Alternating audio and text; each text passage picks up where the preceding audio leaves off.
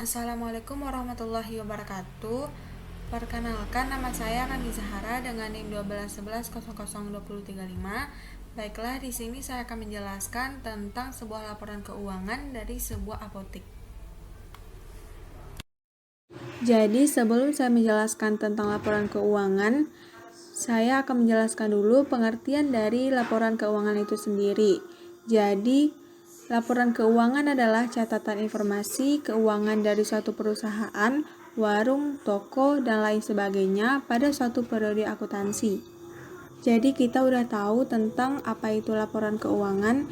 Jadi untuk membuat laporan keuangan itu kita harus mengikuti siklus dari akuntansi. Yang mana siklus akuntansi itu yang pertama ada general journal, yang kedua ada ledger, yang ketiga ada trial balance, dan yang keempat itu ada adjusting entries.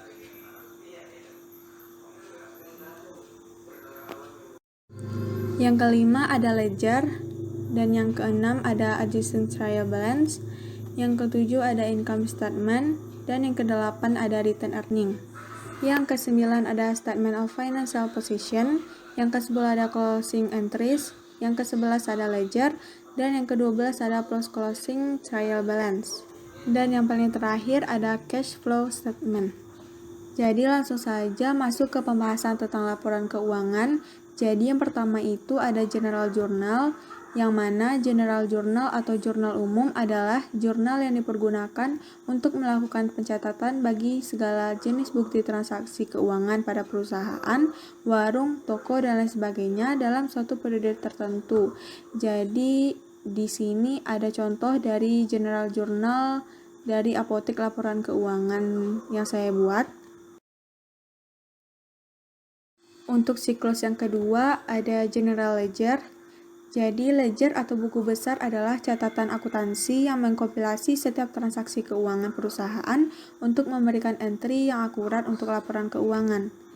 Dan di sini saya juga memiliki contoh ledger dari laporan keuangan apotek yang saya buat. Untuk siklus yang ketiga ada trial balance. Jadi trial balance ini adalah sebuah daftar semua akun-akun dalam laporan pembukuan atau akuntansi yang berisi saldo yang terdapat pada buku besar. Dan di sini ada contohnya. Siklus yang selanjutnya ada adjusting entries. Jadi adjusting entries adalah penyesuaian atas saldo-saldo akun di buku besar. Dan berikut contohnya. Dan siklus yang selanjutnya ada adjusting trial balance. Adjusting trial balance adalah saldo-saldo buku besar setelah disesuaikan dengan keadaan akhir tahun atau keadaan saat menyusun laporan keuangan suatu usaha. Jadi di sini saya juga sudah memiliki contohnya dari laporan keuangan apotek yang saya buat. Yang selanjutnya ada income statement. Jadi, income statement atau laporan laba rugi adalah bagian dari laporan keuangan suatu perusahaan yang dihasilkan pada suatu periode akuntansi yang menjabarkan unsur-unsur pendapatan dan beban perusahaan sehingga menghasilkan suatu laba bersih. Dan di sini saya sudah memiliki contoh dari income statement. Untuk yang selanjutnya itu ada return earning, yang mana return earning adalah bagian dari laba bersih perusahaan yang dengan sengaja tidak dibagikan kepada para pemegang saham dalam bentuk dividen guna membiayai berbagai kepentingan perusahaan baik dalam jangka panjang maupun jangka pendek. Kemudian ada statement of financial position, yang mana statement of financial position adalah bagian dari laporan keuangan suatu entitas yang dihasilkan pada suatu periode akuntansi yang menunjukkan posisi keuangan dari suatu entitas tersebut pada akhir periode tersebut. Dan di sini merupakan contohnya. Yang berikutnya ada closing journal, yang mana closing journal atau jurnal penutup adalah jurnal yang nantinya akan menutup segala jenis akun-akun yang bersifat sementara. Dan di sini adalah contoh dari laporan keuangan yang merupakan closing journal. Selanjutnya ada post closing trial balance, yang mana merupakan sebuah daftar yang berisi saldo real account dan dibuat pada akhir periode pelaporan pada suatu perusahaan. Dan di sini juga merupakan contoh dari post-closing trial balance. Yang selanjutnya ada cash flow statement yang merupakan akhir dari siklus akuntansi, yang mana cash flow statement atau laporan arus kas adalah bagian dari laporan keuangan suatu perusahaan, warung, toko, dan lain sebagainya yang dihasilkan pada suatu periode akuntansi yang menunjukkan aliran masuk dan keluar uang perusahaan. Sekian dari penjelasan laporan keuangan dari sebuah apotek. Saya ucapkan terima kasih. Assalamualaikum warahmatullahi wabarakatuh.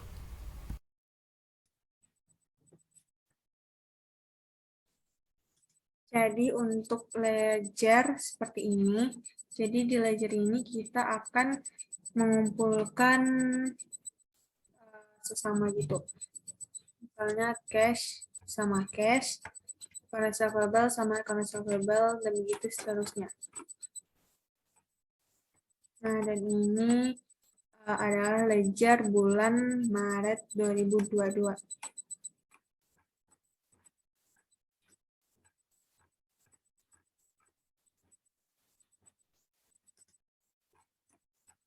Dan yang ini merupakan ledger bulan April 2022.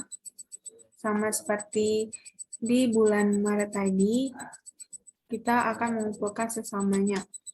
Cash dengan cash, account receivable dengan account receivable, dan begitu juga seterusnya.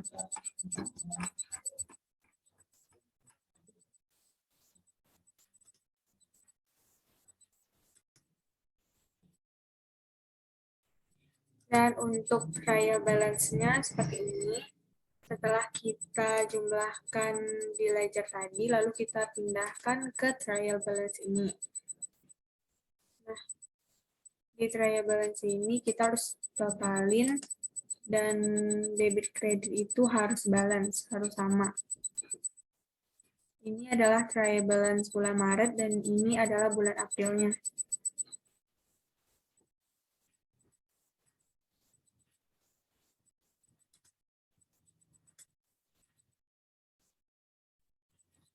Dan ini adalah bentuk dari adjusting entries. Nah, di adjusting entries ini kita memiliki data lainnya. Dan untuk bulan Maret, data lainnya itu adalah salaris yang belum dibayar sebesar 440.000. Jadi, di bulan Maret ini ada gaji karyawan yang belum dibayar sebesar 440.000. Dan depreciation expense atas equipment sebesar 500.000. Yang kita punya equipment tadi akan mengalami depresiasi sebesar 500.000. Lalu kita masukin ke adjusting entries ini. Ini karena salaris yang belum dibayarkan itu merupakan expense yang belum kita bayarkan sebesar 450.000. Nah, karena masih belum dibayarkan, jadi itu adalah kayak gaji, kayak utang gaji gitu. Lalu untuk di sini depreciation expense-nya di debit 500.000, lalu di kreditnya accumulated depreciation equipment. Dan yang untuk bulan April ini depreciation equipment sebesar 350.000. Sama di bulan Maret, yang kreditnya accumulated depreciation equipment. Lalu supplies yang masih tersisa sebesar 140.000. Nah, di jurnalnya itu supplies expense pada supplies. Yang ketiga ini adalah prepaid insurance untuk 1 tahun dimulai pada tanggal 1 April 2022. Jadi untuk 1 tahun ke depan dimulai dari 1 April 2022 itu kita akan membayar prepaid insurance-nya. Nah, jadi 13.084 itu dari prepaid insurance yang 157.000 itu kita bagi dengan 12 karena dalam 1 tahun itu ada 12 bulan. Jadi 1 bulan itu kita akan membayar 13.084.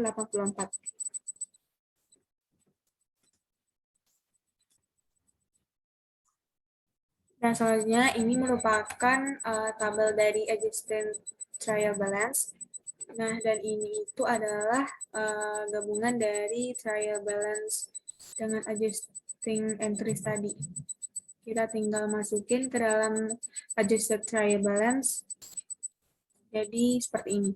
Ini adalah adjusting trial balance bulan Maret dan ini adalah bulan April. Nah, dan ini juga harus totalnya itu harus balance juga, harus sama.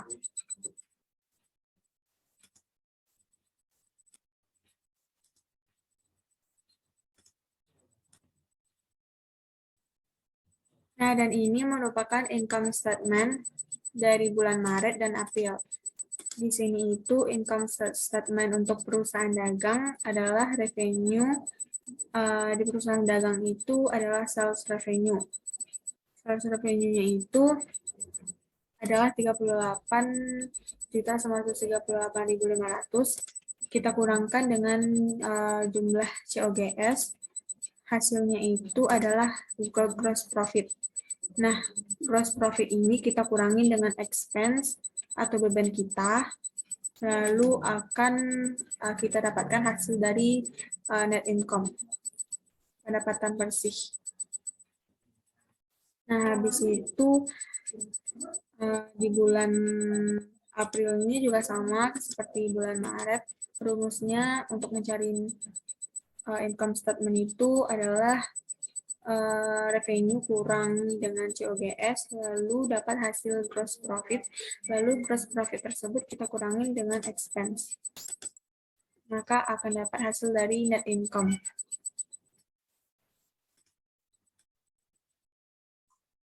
Nah, bentuk dari retained earning statement adalah seperti ini.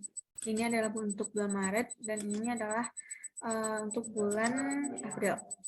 Nah, untuk retained earning ini, jadi di bulan Maret ini return earning-nya di tanggal 1 Maret itu adalah 0. Jadi si apotek tersebut pada tanggal 1 Maret 2022 itu dia tidak memiliki laba di tangannya. Nah, return earning di tanggal 1 Maret 2022 ini kita kurangi dengan dividen karena di sini nggak ada bekerja sama dengan yang lainnya, makanya di sini dividennya itu 0. Dengan net income yang kita dapat di income statement yang tadi adalah 24.280.500. Maka return earning bulan pada tanggal 31 Maret 2022 tersebut adalah 24.280.500. Nah, dan untuk yang bulan April ini, return earning-nya pada tanggal 1 April itu adalah 24.280.500. Nah, dividen sama seperti bulan Maret 0, lalu kita jumlahkan, lalu kita tambah dengan net income yang kita dapat dari income statement bulan April sebesar ini, maka hasilnya return earning pada tanggal 30 April itu adalah 83.894.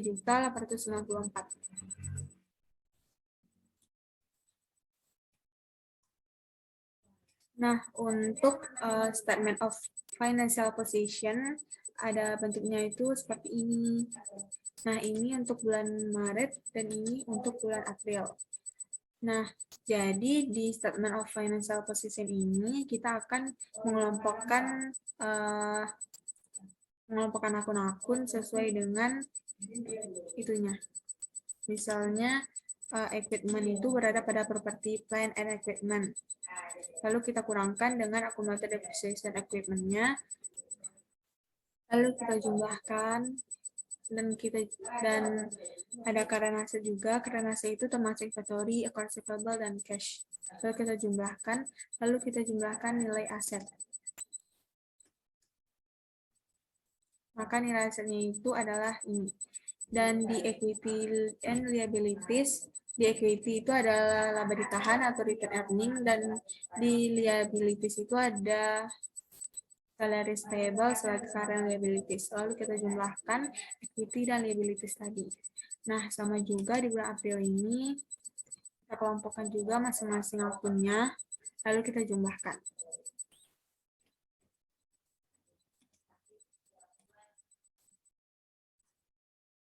Nah, bentuk dari closing journal itu adalah seperti ini. Nah, ini adalah untuk bulan Maret dan ini adalah untuk bulan April. Nah, di sini itu kita akan menutup saldo-saldo yang tidak akan kita bawa ke siklus berikutnya. Seperti penjualan dan expense, di situ return. Nah, setelah closing journal ini, kita akan masukin ke ledger. Sebenarnya di pas adjust dengan tris tadi itu, kita juga akan masukin ke ledger. Nah, di sini itu adalah dari closing entries tadi, kita akan menjadikan ke kredit. Jadi balance-nya itu nanti akan nol. Jadi akun itu akan tertutup. Nah, ini dari adjusting entries tadi.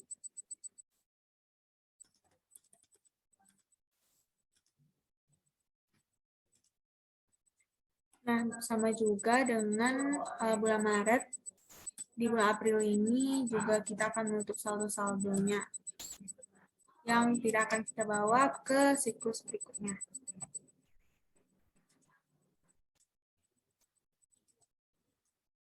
Nah, bentuk dari post closing trial balance itu seperti ini. Nah, setelah kita masukin closing journal tadi ke ledger, kita akan masukin yang tersisa itu ke post closing trial balance. Jadi yang tersisa itu kayak kas, modal, gitu-gitu. Seperti cash, account receivable, merchandise inventory. Nah, jadi yang ini itu semuanya ini akan kita bawa ke periode berikutnya, tidak akan kita hilangkan. Kayak utang itu akan kita bawa ke periode berikutnya. Nah, sama juga dengan periode pada bulan Maret ini, di bulan April juga sama. Setelah kita masukin ke ledger closing journal tadi, kita akan buat yang sisanya di post closing trial balance-nya. Nah, di sini totalnya itu juga harus balance, angkanya itu harus sama, debit dan kreditnya.